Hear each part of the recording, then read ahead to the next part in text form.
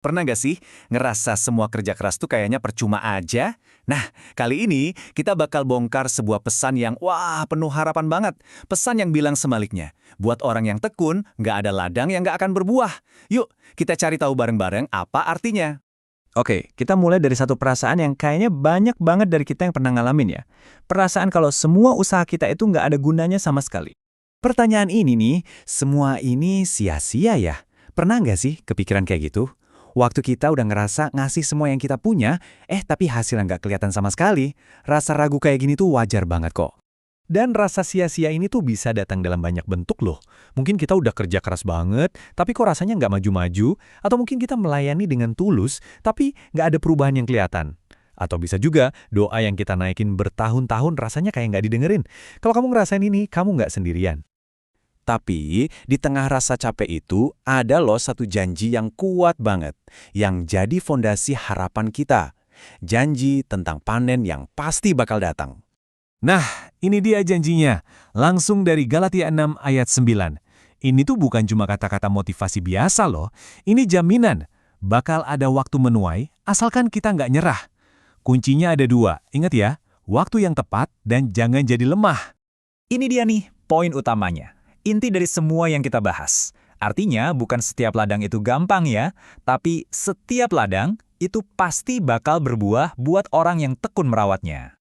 Biar lebih kebayang, yuk kita contek rahasia simple tapi dalam banget dari seorang petani. Nah, ini dia kuncinya.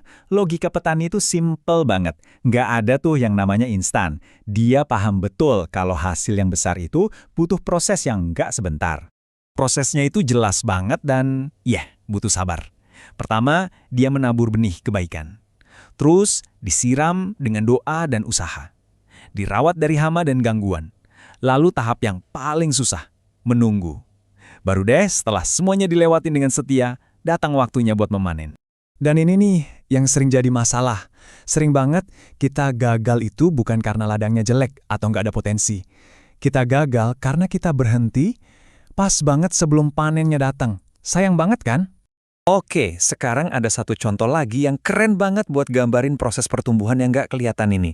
Kita lihat cerita pohon bambu. Coba bayangin ya, ada petani nanam bibit bambu. Bertahun-tahun pertama, itu di atas tanah nggak kelihatan ada apa-apa. Kosong. Seolah-olah semua usaha nyiram dan ngerawatnya itu sia-sia. Nah, tapi yang luar biasa itu justru ini.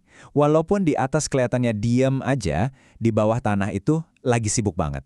Akarnya lagi menjalar kemana-mana, membangun fondasi yang super kokoh dan dalam.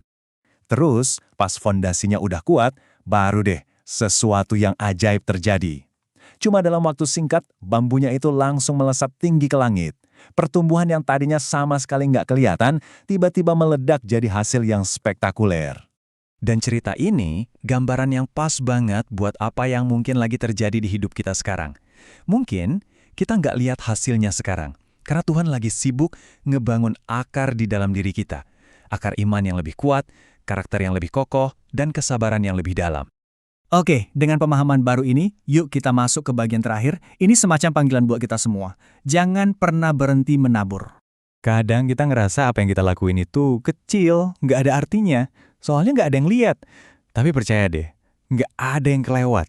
Setiap doa kita, dalam sepi, pelayanan kita yang paling simpel, kerja keras kita yang nggak pernah dapat pujian, semuanya itu dilihat. Ingetin terus kebenaran yang satu ini ya. Dalam gambaran besarnya, setiap hal baik yang kita lakuin dengan setia, sekecil apapun itu, punya nilai yang abadi. Nggak ada yang sia-sia. Jadi, ayo terus menabur. Tabur terus benih kebaikan, cinta dan harapan dimanapun kita berada. Jangan pernah berhenti. Terus berdoa. Doa kita itu punya kekuatan loh. Bahkan ketika jawabannya belum kelihatan sama sekali. Dan terus melayani. Terus berikan yang terbaik dari diri kita buat orang lain, karena pelayanan kita itu menciptakan perubahan yang luar biasa. Jadi, kita tutup pembahasan ini dengan balik lagi ke tema utama kita. Pegang ini erat-erat ya, apalagi pas lagi capek-capeknya. Ketekunan kita sedang mempersiapkan panen yang indah. Dan sebagai penutup, saya mau tinggalin satu pertanyaan buat kita renungin bareng-bareng. Di tengah masa penantian ini, di tengah proses yang mungkin nggak kelihatan, coba deh kita pikirin, sebenarnya akar apa sih? Entah itu kesabaran, iman, atau kekuatan yang lagi Tuhan bangun di dalam diri kita saat ini.